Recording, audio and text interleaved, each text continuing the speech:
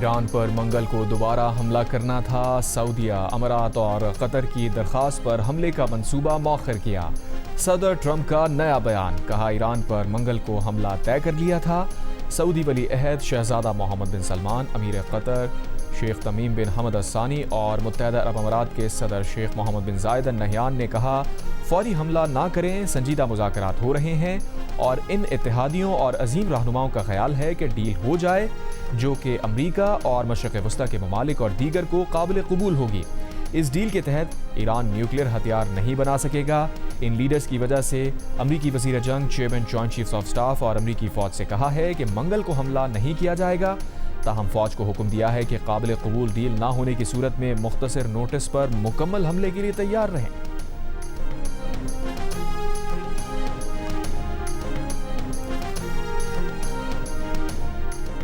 امریکہ سے گفتگو کا مطلب ہتھیار ڈالنا نہیں ہے۔ ایران کے صدر مسعود پزشکیان کا کہنا ہے کہ ایران کسی بھی صورت عوام اور ملک کے قانونی حقوق سے پیچھے نہیں ہٹے گا۔ ہم ایران کے مفادات اور عزت و وقار کی حفاظت کریں گے۔ ایرانی میڈیا کے مطابق قشم جزیرے میں مائکرو ڈرونز کی نشاندہی پر ایران نے ایئر ڈیفنس نظام فعال کر دیا۔ امریکی تحفظات پر ایران نے اپنا جواب پاکستان کے ذریعے امریکہ کو پہنچا دیا ہے۔ ایرانی وزارت خارجہ کے ترجمان اسماعیل بقائی کی پریس کانفرنس، کہا ایران کی ابتدائی 14 نکاتی منصوبہ مسترد کرنے کے باوجود امریکہ نے گزشتہ ہفتے پاکستانی ثالث کے ذریعے اپنے مشاہدات بھجوائے۔ ایران نے بھی اسی ذریعے اپنا جواب واشنگٹن تک پہنچا دیا۔ یہ عمل پاکستان کے ذریعے جاری ہے۔ اسماعیل بقائی نے کہا کہ جب ہم نے 14 نکاتی منصوبہ پیش کیا تو امریکی فریق نے اپنے تحفظات پیش کیے۔ تسنیم نیوز ایجنسی کے مطابق ایران کی نئی تجاویز بھی 14 نکات پر مشتمل ہیں۔ دوسری جانب ایرانی خبر ایجنسی فارس کے مطابق امریکہ نے ایران کے ساتھ مذاکرات کی بحالی کے لیے یورینیم کی حوالگی سمیت 5 شرائط رکھ دیں، جبکہ ایران کو جنگی نقصان کا معاوضہ دینے اور منجمد اثاثوں کا 25% بحال کرنے سے بھی انکار کر دیا۔ امریکہ کا اصرار ہے کہ ایران صرف ایک جوہری تنصیب فعال رکھے اور 400 کلو گرام افزودہ یورینیم امریکہ کے حوالے کر دے۔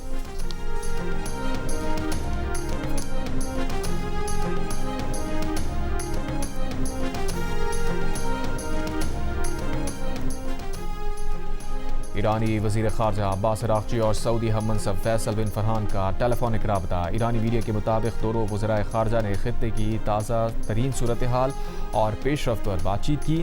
ایران کا کہنا ہے کہ عرب امارات سمیت خطے کے کسی ملک سے ان کی دشمنی نہیں۔ وزارت خارجہ کے ترجمان اسماعیل بقائی کا کہنا ہے، آبنائے ہرموز میکانزم کے لیے ایران، عمان سمیت تمام متعلقہ فریقین کے ساتھ مسلسل رابطے میں ہیں۔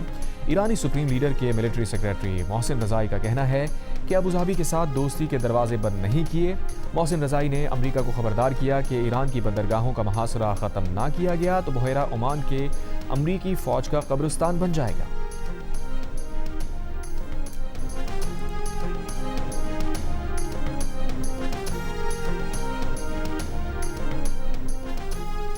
وزیر اعظم کا قطری ہم منصب سے ٹیلی فونک رابطہ، دو طرفہ تعاون اور مشرق وسطیٰ کی بدلتی ہوئی صورتحال پر تبادلہ خیال۔ دوران بات چیت پاکستان کی قیادت میں جاری امن کوششوں پر خصوصی توجہ مرکوز رہی۔ وزیر اعظم نے پاکستان کے امن اقدام کی حمایت پر قطر کا تہہ دل سے شکریہ ادا کیا۔ وزیر اعظم نے کہا، پاکستان تنازع کے پرامن حل کے لیے مذاکرات، سفارتکاری سے اپنی بھرپور کوششیں جاری رکھے گا۔ دونوں رہنماؤں کا جنگ بندی برقرار رکھنے، مزید کشیدگی سے گریز کرنے اور خطے میں امن و استحکام کی بحالی کے لیے بین الاقوامی کوششوں کے تسلسل کی اہمیت پر بھی زور دیا۔ وزیر اعظم شہباز شریف سے چین کے سفیر کی بھی ملاقات، پاک چین دو طرفہ تعلقات پر تبادلہ خیال۔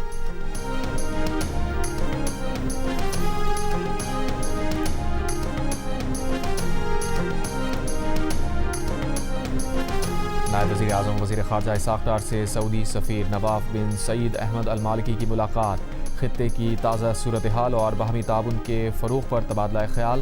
نائب وزیر اعظم کا قطری وزیر مملکت خارجہ محمد بن عبدالعزیز سے بھی ٹیلی فونک رابطہ، خطے کے امن و استحکام، خوشحالی کے مشترکہ اہداف کے فروغ کے عزم کا اعادہ کیا۔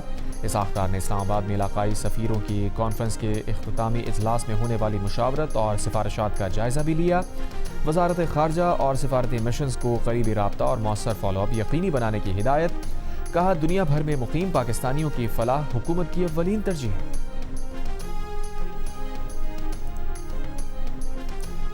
وزیر داخلہ محسن نقوی کی تہران میں ایرانی وزیر خارجہ عباس عراقچی سے ملاقات، خطے کی تیزی سے تبدیل ہوتی صورتحال پر گفتگو۔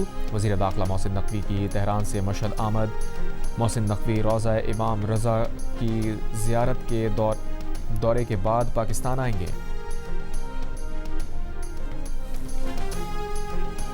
وزیر دفاع خواجہ آصف نے کہا ہے کہ اگر بھارت نے دوبارہ للکارا تو بھارت کا جغرافیہ بدل کر اسے تاریخ کا حصہ بنا دیں گے۔ بھارتی آرمی چیف کی دھمکی کا جواب دیتے ہوئے وزیر دفاع نے کہا، بھارت کو پہلے جو مار پڑی ہے ابھی تک اسے سہلا رہا ہے۔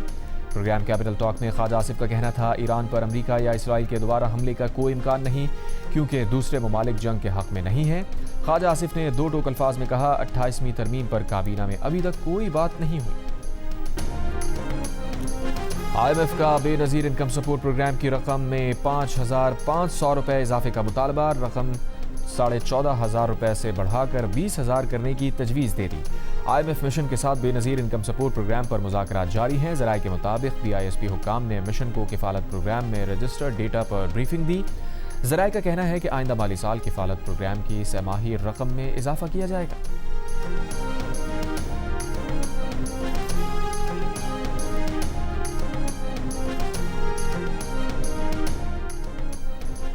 تحریک انصاف کا وزیر اعلیٰ، پیپلز پارٹی کا گورنر اور نون لیگ کا اپوزیشن لیڈر خیبر پختونخوا کے مسائل پر وفاق کے سامنے ہم آواز۔ مشترکہ پریس کانفرنس میں وفاق سے صوبے کے حقوق ادا کرنے کا مطالبہ۔ وزیر اعلیٰ سہیل آفریدی نے کہا، صوبے کو آٹا فراہم نہیں کیا جا رہا، ہمارے CNG اسٹیشنز بند کیے جا رہے ہیں، ہم ریاست کو سستی گیس اور بجلی دے رہے ہیں۔ گورنر فیصل کریم کنڈی نے کہا، ہمارے صوبے کے ساتھ زیادتی ہوگی تو ہم عوام کے ساتھ کھڑے ہیں۔ وفاق کو بار بار کہا، ہمارے صوبے کے ساتھ زیادتی بند ہونا چاہیے۔ اپوزیشن لیڈر عباد اللہ خان بولے، وفاقی حکومت کام کر رہی ہے لیکن مسائل بھی توجہ طلب ہیں۔ دوسری جانب سہیل آفریدی نے وزیر اعظم کو CNG اسٹیشنز کی بندش پر خط بھی لکھ دیا، کہا CNG اسٹیشنز کی بندش سے ہزاروں افراد کے روزگار متاثر ہونے کا خدشہ ہے۔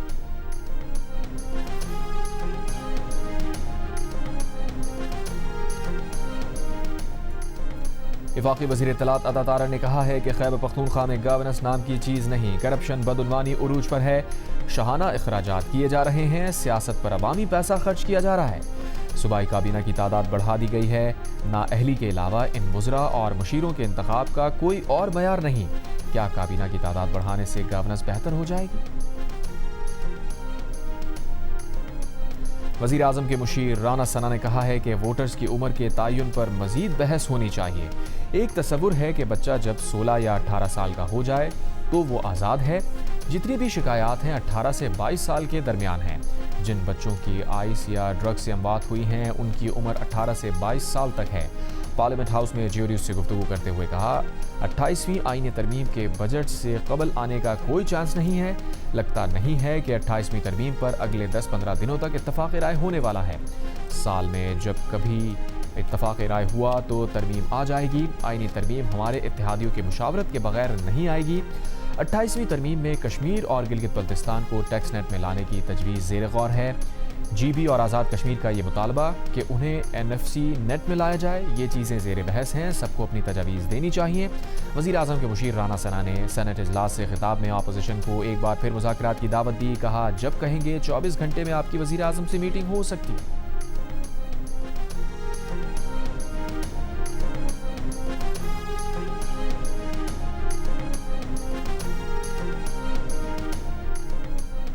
تحریک انصاف کے رہنما سلمان اکرم راجہ نے کہا ہے کہ بانی PTI سے کسی انسان کو ملوایا نہیں جا رہا، وہ قید تنہائی میں ہے۔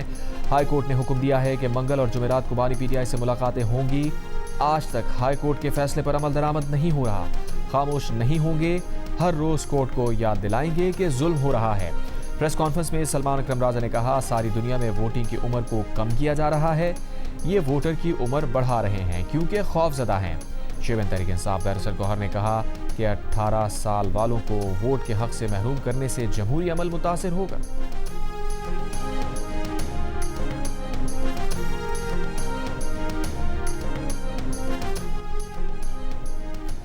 پنجاب میں ماڈل ولیج پروگرام کے تحت 2000 دیہات کو جدید سہولتوں سے آراستہ کیا جا رہا ہے۔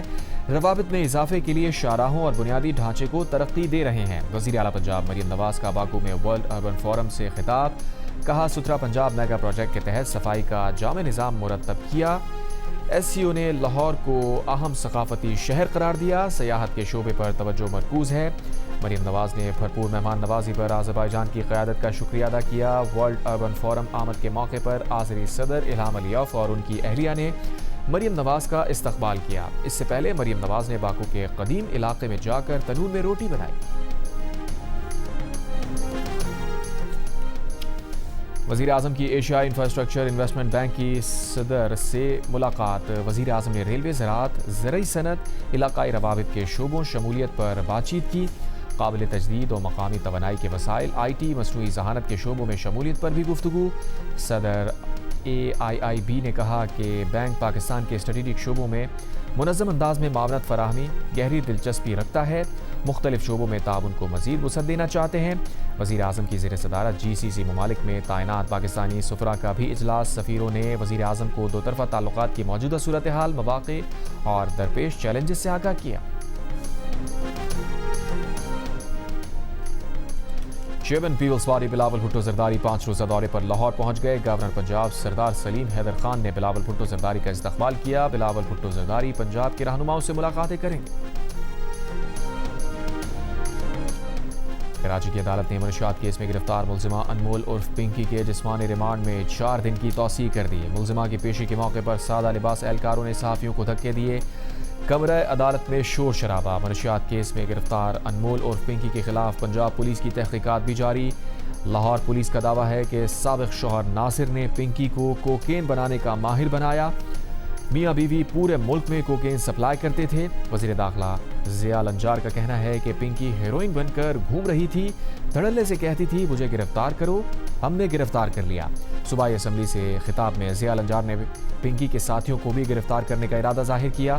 کہا پنکی نے منشیات کے 800 خریدار تو خود بتائے ہیں، منشیات استعمال کرنے والے بچے بچیوں کے نام سامنے نہیں لائیں گے۔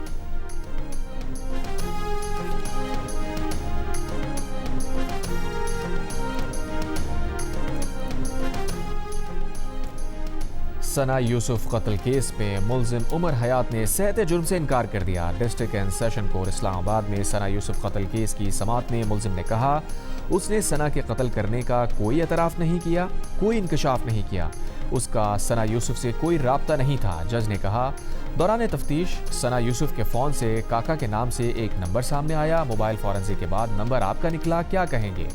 ملزم عمر حیات نے کہا وہ وکیل کے بغیر جواب نہیں دے سکتا۔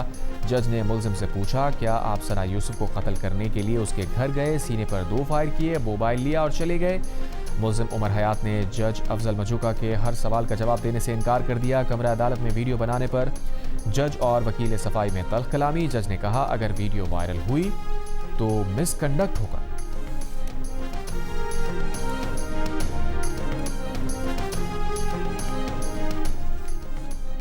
لاہور میں کینال روڈ پر معمر شہری گاڑی کی ٹکر سے جاں بحق۔ ریسکیو ذرائع کے مطابق معمر شہری نے کینال روڈ پر پل سے چھلانگ لگا دی تھی۔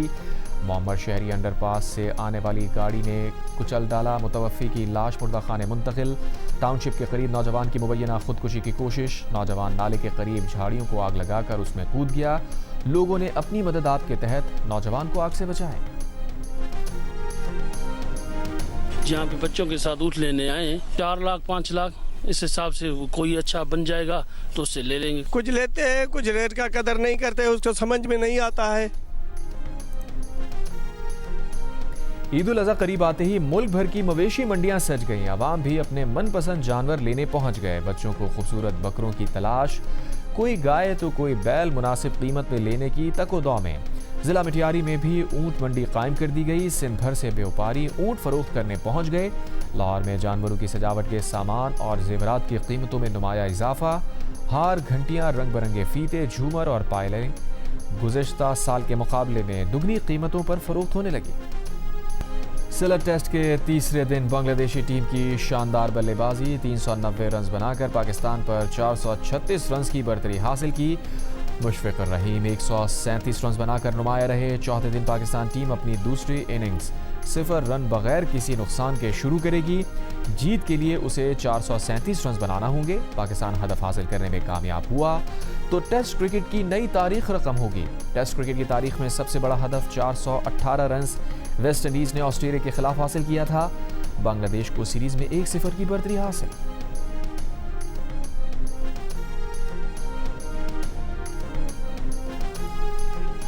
امریکی محکمہ خارجہ نے بھارت کے لیے اپاچی ہیلی کاپٹر سپورٹ سروسز اور آلات کی منظوری دے دی. ٹھیکے کی مالیت 19 کروڑ 82 لاکھ ڈالر ہے. امریکی محکمہ خارجہ کے مطابق مرکزی کانٹریکٹر بوئنگ اور لاک ہیڈ مارٹن کمپنیز ہوں گی. بھارت کے پاس اس وقت 28 اپاچی ہیلی کاپٹرز ہیں. محکمہ خارجہ نے الٹرا لائٹ ہاویٹزر سپورٹ کی منظوری بھی دے دی جس کی مالیت 23 کروڑ ڈالر بنتی ہے. پاکستان کے روشن مستقبل کے لیے بہت پر امید ہوں. نوجوان جدید علوم کے ذریعے وطن کی ترقی کے لیے پرجوش انداز میں کام کر رہے ہیں.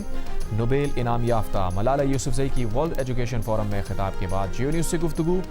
کہا ترقی کے سفر میں خواتین کا کردار نہایت اہم ہے. ملالہ نے کانفرنس میں فلسطین، لبنان اور افغانستان میں لڑکیوں کی تعلیم کی صورتحال پر بھی گفتگو کی. کہا فلسطینی طالبات اپنے مسائل کو سمجھتی ہیں، ان کے پاس ان کے حل بھی موجود ہیں. افغانستان میں لڑکیاں چھپ کر تعلیم حاصل کرنے کی کوشش کر رہی ہیں. ملالہ نے طلباء کے ساتھ ایک گول میز اجلاس میں بھی شرکت کی. کوئز مقابلے میں حصہ لیا. کانفرنس میں پنجاب اور کے پی کے وزرائے تعلیم بھی شریک تھے.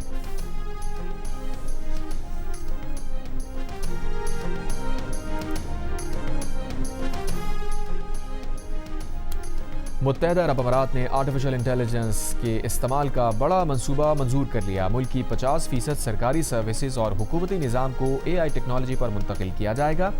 اماراتی نائب صدر، وزیر اعظم اور دبئی کے حکمراں شیخ محمد بن راشد المکتوم کی زیر صدارت کابینہ اجلاس میں فیصلہ. منصوبے کے تحت 80,000 سرکاری ملازمین کو اے آئی کی خصوصی تربیت دی جائے گی جس میں وزراء، افسران اور نئے ملازمین بھی شامل ہوں گے. شیخ محمد بن راشد نے کہا کہ امارات کا ہدف دنیا کی بہترین اے آئی حکومت بننا ہے.